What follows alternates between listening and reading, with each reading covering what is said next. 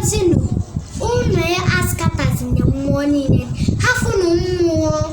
Omalume, Kaumia Jenny, oh, half undunu ye just cut out, uno half ndokuni ya Jenny went to Mojo, one all me kuni ye nas kata, ndoka okuno na choku. La kataka boshaba, la katakata, get to father. Ndewonu ụmụnne m ndị Igbo ndị ọma njem ọnụ, ekelekwa m unu.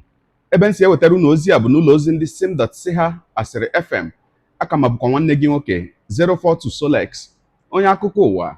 Ihe onyonyo niile ị ga-ahụ ebe a bụ ụfọdụ n'ime ihe onyonyo ndị họpụtara bụ nke na-egosi ọtụtụ ụmụaka ndị nọ na nwata wee bụrụ okenye, makwanụ ka nsị nke na-egosi ọtụtụ ụmụaka bụ ndị na-eṅomi ndị okenye nọ ha gburugburu site na akparamagwa nakwa n'okwu ekwuru n'ọnụ. Ya bụ ihe onyonyo dịkwa n'ụzọ abụọ, n'ihi na e nwere ụfọdụ n'ime ha na-egosi ụmụaka ndị na-eto na ezinụlọ na-ekpe okpukperechi nke Kristi, bụ ụmụaka ndị toro na Christian families, bịa nwekwa ụmụaka ndị nke ọzọ dịka ị ga-ahụkwa ebe a bụ ndị na-eto na ezinụlọ ọdịnala. M wee sị ka nchịpụta kene ya bụ ihe onyonyo ka anyị hụ ụfọdụ ihe dị iche iche nke ụmụaka na-amụta site na aka ndị okenye ndị gbara ha gburugburu na ya bụ ihe onyonyo. Ya mere ya bụ ihe onyonyo nke m na-eweta ọ bụghị ka aka tọọ onye ọbụla, ọ bụghịkwanụ ka ekwutoo okpukperechi onye ọbụla, mana ka anyị nyobaka n'anya n'ụfọdụ ihe dị iche iche nke ụmụaka anyị na-amụta n'aka ndị okenye ndị nọ ha gburugburu. Ka anyị nyoo anya na ụfọdụ ihe onyonyo ahụ ndị nke si n'aka ụmụaka ndị na-eto na Christian family. Ka m bịakwanụ. La kataka boshaba, la katakata, get to father. This boy is the youngest pastor in Nigeria. I stand upon the altar of God. Any power has come into your prayer, any sickness that is coming to your prayer, I judge it in the name of Jesus. Amen. Listen, boy, what's your name? Pastor Ikechukwu. Wow, Pastor Ikechukwu. How old are you? 3 years old. Wow, so you are 3 years old and you are a pastor. Yes. Wow, this is amazing. Hey, yeah, hey, yeah, hey, yeah, hey, yeah, hey, yeah, hey, yeah, hey, yeah, hey, yeah, powerful Nabo, fighting destiny, releasing the powerful Nabo, fighting destiny. Oh my God. Continue singing. Continue. Of my belly shall flow rivers of living water.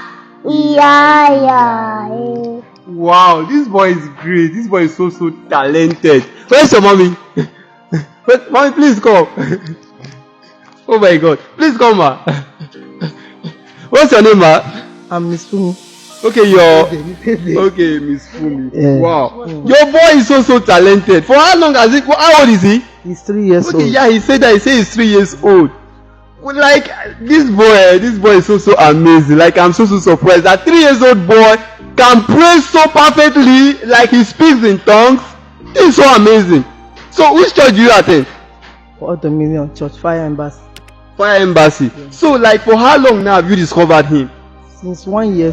When he was 1 year old, that is when he started praying. And I heard that any person that pass on the road, he do pray for them. Yes. He like to pray. And everybody in this area knows him as a pastor. Yes. Wow, this is great, man. This your son will go places. Yeah. This is talent. Like this is talent. This son will go. Like, is he currently going to school? He's going to school. What class is he? He's in nursery 1. Okay. Nursery 1. Oh my God, big boy. Yeah, pray for me. Let me kneel down so that you pray for me. God bless you and customer money in Jesus' name. Amen. Ow! Wow, this is great.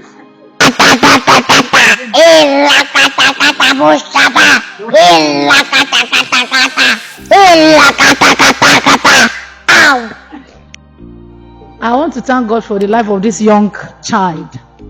And I mean, since 1 year, I have known them, and anytime they come for prayer, if the Spirit of God come upon him, he will pray for everybody, and he will just mention some things that elderly people will be shouting, this is a prophet. I think it's a gift from heaven. Just purely gift. Nobody taught him. And anytime you want to teach him, he will say no. You don't force him to pray. If the Spirit come upon him, he will pray. And I believe he just is born prophet. And I pray that the grace of God will never diminish from his head. The evil ones will not see him. He will go viral. The guy will go to... Our topic for today is God loves us, and our Bible reading is taken from the book of John 3 verse 16. For God so loved the world that he gave his only begotten Son, that whosoever believeth in him should not perish, but have everlasting life. Hi, my name is David. I am 7 years old. Hi, my name is Miracle. I am 9 years old.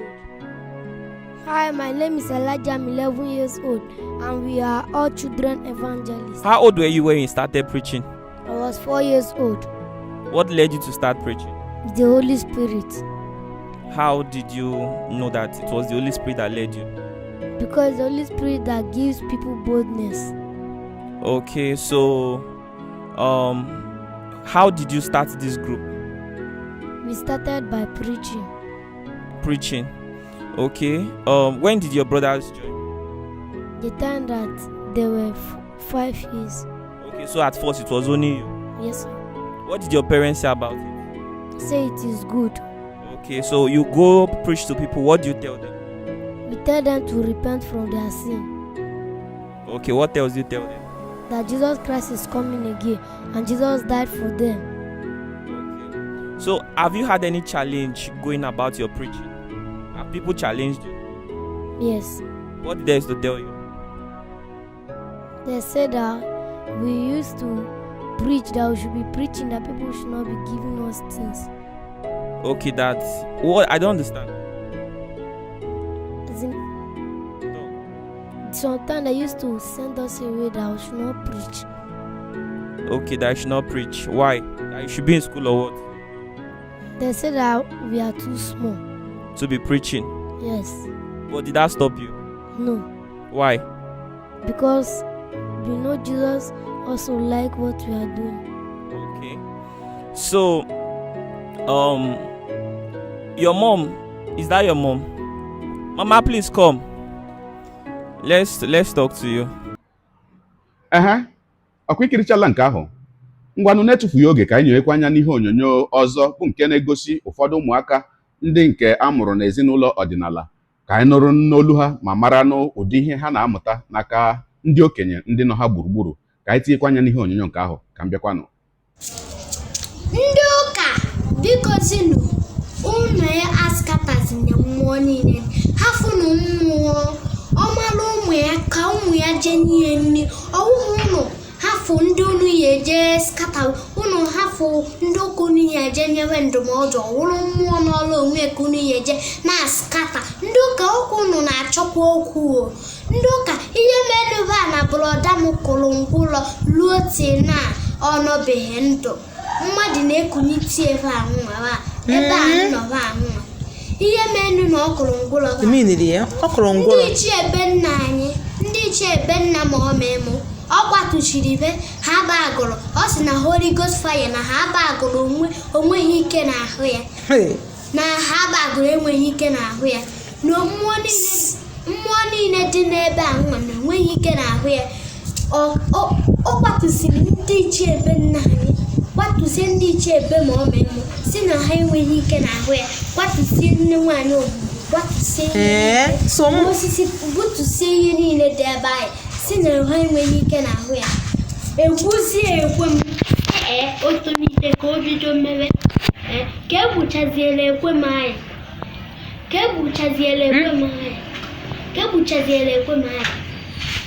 o tonitezie okweghị eme. Oke o gburu ekwe m na ya tonite na ya eme. Oke na ya na-eme oke o tonitezie o wee kọrọ ihe niile skata ihe niile ha bagụrụ kụjie nye ngwụlọ onye ngwụlọ ruo tata nna oke wee kọọ ya ngwụlọ o jiri akụrụ ọcha aka na-abụta n'aka.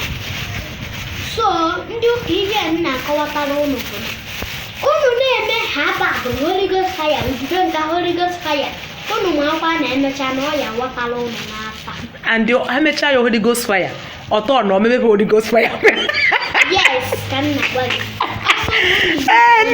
Anaghị unu biko unu ekwetele. Nne chere ka m bịa. Hey, anaghị m anyị unu biko unu ekwetele n'ọdịnala. Ihe mma unu na-aka ụka unu kwụrụ aka unu ọkụ. Ọ bụrụ onye na-eme ọdịnala unu fe ya ka ọ na-eme ọdịnala unu a na-akpali ya. Biko stọpụ unu kwụsị ya unu na-eme unu na-aka ụka asị m unu akasi n'ụka kama unu na-aka ụka kwụrụ aka unu ọtọ unu emezi n'ife ọjọọ. Unu bụ ndị ụka na-aka eme ife ọjọọ unu bụ arụrụ ala n'isi. Hey, bagam! Unu bụ ndị isi arụrụ ala. Gịnị na-eme? Ọkwa bọsị ụka gara aga ka ndị ụka fụ ndị omenala ka ha bu akwa n'aka asị nọ ihe ọjọọ ọkwa ya. Eziokwu nne, eziokwu. Asị na anyị agwọwa ọgwụ. Abụ anyị ka anyị ji ọjị, anyị agwọwa ọgwụ. Abụkwa anyị ka anyị ji onweghị anyị ji mgbọrọgwụ na mkpa akwụkwọ. Ọkwa mgbọrọgwụ na mkpa akwụkwọ nna nna anyị ji ole gwọọ ọrịa. Chere nne, chere mbụ ndị ba ife mere iji wee kwute. Maka ụfọdụ ndị mmadụ nọ n'afịa ahụ agbafosichago. Ịmakwa adị surprise agwadoro nga aka n'isi. Ndị mmadụ niile nọ n'afọ agụrụbọsị afọ ụkwụ ụnya onwe ezide onye mfụ chaka sọsọ ma onye m nọ na shade. Ndị ọnwa ife mere mana abịara m abịa ebe na ụnya. Onweghị ndị nọ nụ saịdị nke anyị ahụ. Oke saịdị nke ụnụ. Onweghị ndị nọ nụ chaka ma nke a ma ike ndị mmadụ ndị crowd of people ma ndị big man na-abịa. Onweghị onye mfụ chaka afọ dị m mmadụ. Maka gị na onwezi ihe mere nụ. Ndị ụka na-edisivu ndị mmadụ. Ndị omenala unu mmanụ mmụọ na-edistọbụ unu biko unu jee dozie nwanyị. Omenala dị mma ọkwa niile so omenala nwayọ isogide nwayọ olu obere gị mee ego n'ime ihe ọbụla chọrọ. Ọsọ gị jere ụka ọshatụwa na-akụ aka ọsọkwa gị na-akụ aka skata ụlọ niile dị ebe nwa ọsọkwa gị pastọ si gị na ọ gịvunye ụlọ dị ebe ifunyecha anya Chineke aya ka ebulata anya. Chineke ya ezi mmadụ n'ọnya bịa hepụọ gị otu onye esi ezi mmadụ n'ọnya bịa hepụọ gị ime ihe na-edistọbụ gị ka ị nwere onwe gị ọ bụọ ị na-asị na pastọ si gị nke pastọ. Ụmụ mmadụ ịmara ihe na-edistọbụ gị ihe omenala na-edistọbụ gị biko jee rụọ ọnya ka ọ gazie elu gị.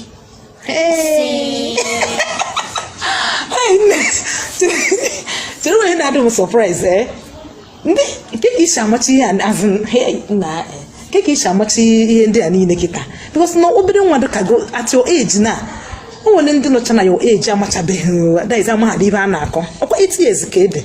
Mgbe m si 4 years o nwere onye Abakaliki bịara na shade anyị just ya na mọmị m na-akọkwa akụkọ. Mgbe jere ebe m tetara ụra na-adagharị ka onye ṅụrụ mmanya nọrọ ala n'oche bịakwute onye anyị isi na o nwere ozi bịara ụnụ. Ndụgara bụ onye si mọmị gị na o nwere ozi bịara. Nnọrụzi ana nsi onye anyị na okwu nwere mmụọ na-edistọbị ọsị m wee si ya na mmụọ anyị gbawakwa ọsọ n'oge adịla bikos mgbe mmiri ezowebe gbawa ọsọ bikos o zuru ọya dị ugwu. Nnukwu nwanyị mgbe nọrọ ala wee si ya ọkwa nwe mmụọ na-edistọbụ gị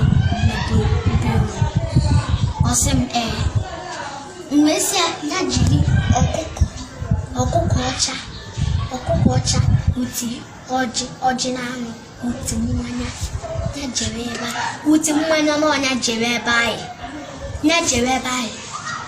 nne olu echi niile nzicha anya ozi anyị ka nzichara ya ozi anyị ọtọgbọrọ 500 naira narị ya olu echi niile nwoke eje gbacha afa asị ya na ezatịrị ihe anyị m gwara ya na-eme ruo tata.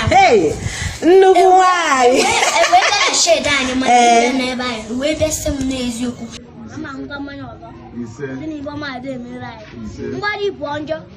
mgbadi bụ njọ ọ naghị mechi na njọ n'anya basikọ anyị ọ na-achị nya bụ ntị na anya ma moto ọlọ́dún bá mi nà moto láti ní wọ́n máa dé emere anyị na emere anyị na-abụ tomorrow bụ too much money asị na ụlọ obere ọrụ nwunye nweta nnukwu ego ọkwa ikirichala ya bụ ihe onyonyo o nwere nnọọ otu obere okwu m chọrọ ikwu ihe mere m ji wee na-eweta ihe onyonyo a maka na unu lee anya ihe nọ n'ihe onyonyo a ụzọ abụọ ya bụ ihe onyonyo dị bụ nke gbasara ezinụlọ ndị ọdịnala na nke gbasara ezinụlọ ndị ụka ndị otu Kristi nakwanụ ụfọdụ ihe dị iche iche nke ụmụaka anyị na-amụta n'aka ndị okenye nakwanụ n'ọnụ ndị okenye ndị nọ ha gburugburu. Nke bụ eziokwu bụ na o nweghịkwana onye ọbụla nna asị ya kụzilere ụmụaka ya otu esi eme ihe dị na okpukperechi onye ahụ kwere na ya. Ọ bụ ihe magburu onwe ya ma ọ bụrụ na nwa gị makwanụ ụmụ gị mụta otu esi eme ihe dị n'okpukperechi gị. Mana n'aka nke ọzọ o nwere ụfọdụ ihe dị iche iche m na-eche na ọ ga-aka wee bara ụmụaka ahụ uru kara bara ezinụlọ gị uru kakwara wee bara obodo uru ma ọ bụrụ na ebido ugbu a wee kụziwe ya ha bụ ụmụaka. Ije na mpaghara ụwa ndị ọzọ dị iche iche ebe mepere emepe ebe ihe na-aga otu o kwesịrị isi aga, ọgbọ ụmụaka ị na-ahụ ebe a na-amụzi ihe dị iche iche gbasara nka na ụzụ, ihe dị iche iche gbasara teknọlọji. Ụmụaka ka nọ na ọgbọ ụmụaka ị na-ahụ ebe a na-amụzi ọtụtụ ihe dị iche iche nke ga-agbanwe ụwa. Mgbe na-asị ma ndị na-eje ụka ma ndị na-eme ọdịnala ọ dịkwa mma nwa gị mụta nke ọbụla ị na-eme, mana ihe gbasara nka na ụzụ, ihe gbasara teknọlọji, ana m eche na ọ ga-aka wee nyere anyị aka n'ọdịnihu. N'etufughị oge, o nwere otu ihe onyinye ọzọ m ga-achọkwa ka anyị nye anya na ya nke si n'aka ndị otu oziọma ọdịnala bụ nke ha nọkwaranụ na ụlọ ọrụ ndị Ovus Mechatronics Institute wee mee. Ndị Ovus Mechatronics bụ ndị otu wepụtara onwe ha na-akpọkọ ụmụ Igbo ọnụ, karịsịa ụmụaka na-etolite etolite otu a, na-akụziri ha ihe dị iche iche gbasara nka na ụzụ. Ogologo okwu dị mmanụ ka mgbede ka anyị nye anya n'otu n'ime ihe onyonyo ha ma hụ ụdị ihe ha na-akụziri ụmụaka ebe ahụ. Ka m bịakwanụ. Side a positive ya ka a ga-ajoin. Ajoin iwerezie negative a tinye na batrị ọ na-arụkịta negative, iwere positive tinye na batrị positive, ọ power the whole car charger. Ọ bụrụ na ị chọziri ka ị switch the whole of, ị nwere ike tinye switch that can switch the 10 on, or you break ya switch and then switch 5. But ị ma na iti all this negative and all the positive na batrị 12 volts, ọ power the whole of them. Ịkwụsị phone gị ọ na-acharge, ịkwụ redio ọ na-acharge, ịkwụ touch ọ na-acharge. Ndị nke a design bụ USB. So ọ bụrụ onye phone ya bụ iPhone na-agaghị amachi to this type of pin, o weteriri iPhone ya ma ihe ọ bụla akwụghị ya ihe ọ na-acharge. Ịghọtago? So a ga-eso dakwa ntụ esi nọkwa nke ahụ, anyị ga-ekwu ya ihe ọ baa n'ime ka ọ ghara ire ọkụ, ka ọkụ ghara ịnweta plastik isi gbadi ya led. Ị na-aghọta? Emegoro m ya my wife na my house, and they use ya na-charge so many phones numbers na-emere ya manager m n'ọkụ iwe ka enwe ike pull traffic n'ọfịs anyị, and the design na manager m ka a na-emere. So a na-eset ebe ahụ ọfụ enwego nke anyị rụrụ dị ebe ahụ, but we needed more because ọkụ iwe ka ga-enwe many turnout ọtụ ndị ga-abịa ka a charge ya phone, ka a charge ya radio, ka a charge ya touch, anything USB. Ọ na-ajụ mgbe unu ji na oke ihe unu menye ahụ ihe nso dara gosi m. Okay. O nwekwara ihe ịmụta? O nwere ihe ịmụta ka ha ga-eji ya mee.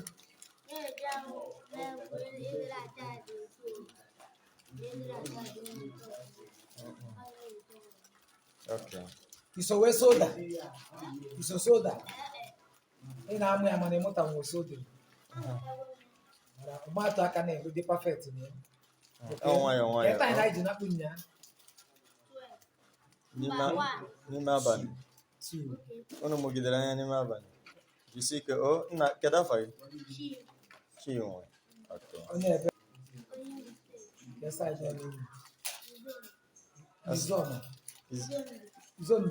Izombe. Oke iwe onye Izombe Ugwuta. Mana ihe ala ka unu si bịa. Jisike, oh.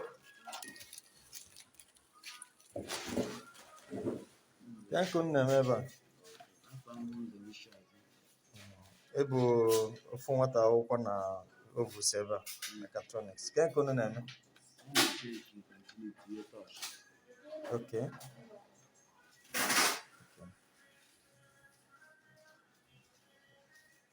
Jisenike. Ọkwa na amụta.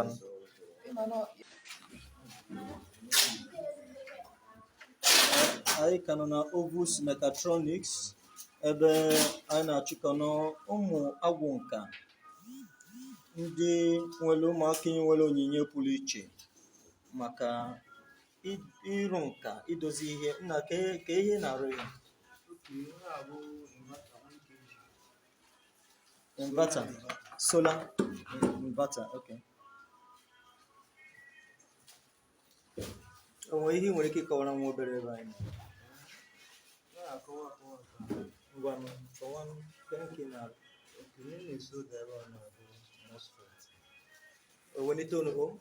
musket. Okay. So this thing, only the three terminals, the socks, when it's on the socks, the and the gate. Okay. The socks cut. Okay. I run a table. Yeah, for now. I go so no use this join on this set I know now. Now I change the farm from one of the standing farm they can but I'm the me age go get ego ya yesterday. I got over ego na no over ego. Hope you are new one. Or connect to even I have to put Aziana. Ndị ọcha mere this fan that no grow too much or born. And lawyer men nke anyị goro ji born.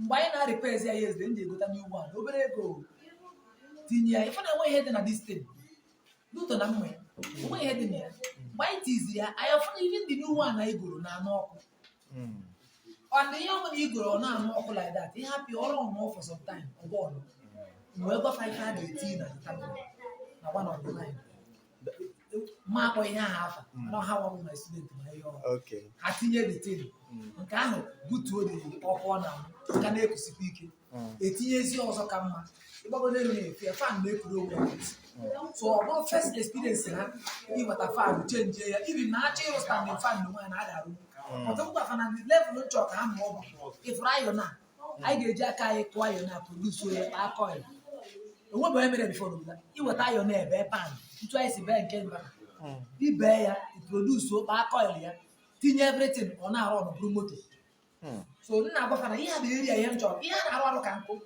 o nwere one of the studies ya mmee n'ịntanetị emegidere ya mee ya ọ bụrụ for ya railway that runs on the air without touching ground so knowledge dị nọ ndị ga-adị ready ịmụ ya thank God na we are on this movement na-agada ha bụ ndị nwere onyinye ọnatarachi anyị kpọrọ abụghị enwe ike tren ha onye asị ebe onye asị ebe okay mana the scholarship anyị na-ekwu okwu ya ọkwa ka dị ụnụ ndị chọrọ the scholarship ha mere ọsịsọ maka na ama ka m ga-esi kọwa ya anyị gwa ka ọ ka mkpa ka anyị tren ha na that scholarship and onye ọbụla join that scholarship ga-emecha na regret sị na ya kpọrọ na ya bịara n'oge na ọ bụrụ na ya ma ya ebido kịta taịm adịrọ ịma na ị ka na-ekwu okwu scholarship ndị ga-abịanụ ka ha banye na ya ndị agha ga-abịanụ na-akwado ka ha bịa mana ndị mmadụ akwụbago anyị ụgwọ ka ndị agha ga-abịa rụọ ha ọrụ people already paying for the service that the people ga-abịa for the training na-amụtabeghị abịaghọtara ya so ifu na ibuju aka the earlier anybody chọrọ join will be better ọkwa ikirichala ya bụ ihe onyonyo mụ onwe m uche nke m ka m na-ekwu mụ onwe m bụ Solex na-eche na ụdị ọmụmụ dị otu a ụdị ọzụzụ na mmụta dị otu a ga-aka abara ụmụaka anyị uru n'ọdịnihu ma gị onwe gị bụ onye na-ekiri ihe onyonyo m deere ebumnuche gị etu isi ọhụ ya bụ ihe nke ikiriri ugbu a na ngalaba okwu ka anyị mara uche gị kedu ụmụaka nke ị na-eche na etinyere ha n'ụzọ nke ga-aka abara ha uru n'ọdịnihu deere anyị ka anyị mara uche gị n'ihi na uche onye adịghị ya njọ daalụkwa gị onye na-eso ebụrụ anyị sonye ekelekwa gị onye asị gị jide ka iji onye asị ya jide ka o ji ị mara na nke o ji kacha mma ekpere m bụ na Chineke nna ga na-anọnyere gị ọpụ gị na mbata gị, na-etinyere gị aka n'ezi ihe niile nke ị na-eme. Gị taa bụkwanụ mbụ ị na-ahụ ihe onyonyo anyị, a sị gị nnọọ. Onye gị na ya ka nọkwa bụ 042 Solex, onye akụkọ ụwa n'iru akwụkwọ efere mba ụwa. Ya mere ọ bụrụ na ka m mere dị gị mma n'obi nwanne, biko ọ bụ na Facebook ọ na Instagram ka na-ahụ onyonyo pịara m folo, ọ bụ na YouTube ka ị na-ekiri ya bụ ihe onyonyo pịara m sọskraịb, ya na mgbịrịgba anya n'akụkụ ka ime ike na-enweta ihe onyonyo ndị ọzọ m ga na-ewetara gị n'ọdịnihu. Ọ bụ na Twitter ka ị hụrụ ya bụ ihe onyonyo pịara m folo, ọ bụ na TikTok itikere m folo ma atọ ọkụma. Igbo ndị ọma njem ọnụ, Igbo mụrụ nze m ọzọ, ekelekwa m unu wee na-asị na ọ ga na-adịrị unu niile mma o. Ise ngwanụ tụsawara m ihe onyonyo a na-atụsara m ya bụ ihe onyonyo na-apịrị m aka na share button. Ya mara gị mma onye nke m, udo dịrị unu.